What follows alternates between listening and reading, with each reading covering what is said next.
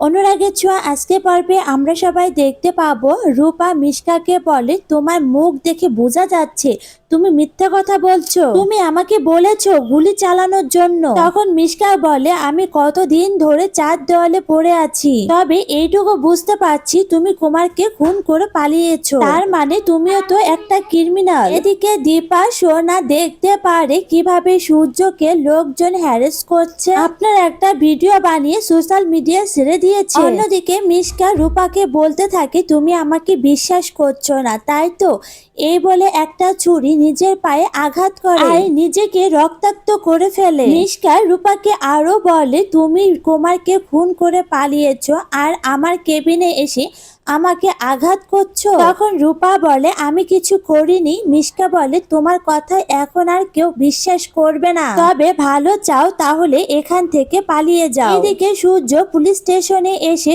পুলিশকে বোঝানোর চেষ্টা করে রূপার হাতে যেটা বন্দুক ছিল সেই বন্দুকে কুমার মারা যায়নি, আর রূপার কোনো ট্রেনিংও নেই যে রূপা কিভাবে বন্দুক চালাবে। ফরেন্সিক লোক এসে সূর্যের মতন ওই লোকটা একই কথা বলে, রূপার হাতে যে বন্দুক ছিল সেই বন্দুকে কুমার মারা যায়নি। এদিকে মিশকা চিৎকার করে ডক্টরকে ডাকতে থাকে আর রূপাকে বলতে থাকে, তুমি যদি বাঁচতে চাও তাহলে এখনই এখান থেকে পালিয়ে যাও। তখন রূপা বলে, আমি তখন পালিয়ে ভুল করেছি, আমি নিজেই চাই না হাতে ধরা কাছে ধরা পড়ে যাও। তখন মিশকা মনে মনে বলতে থাকে, পুলিশের কাছে একদিন তো প্রমাণ হয়েই যাবে তুমি খুন করনি। হসপিটালে পুলিশ সূর্যের কাছে এসে জানায় যে রূপা এবার মিশকার কেবিনে এসে মিশকাকে খুন করার চেষ্টা করেছে। তখন দীপা বলে, রূপার ভিডিওটা কে করেছে? যে ভিডিও করেছে সে কুমারকে খুন করেনি তো। রূপা বাসে করে যেখানে মহাশিবরাত্রির অনুষ্ঠান করা হচ্ছে আর সেখানে পৌঁছে যায়, সেখানে পুলিশের কাছেও খবরটা পৌঁছে যায় যে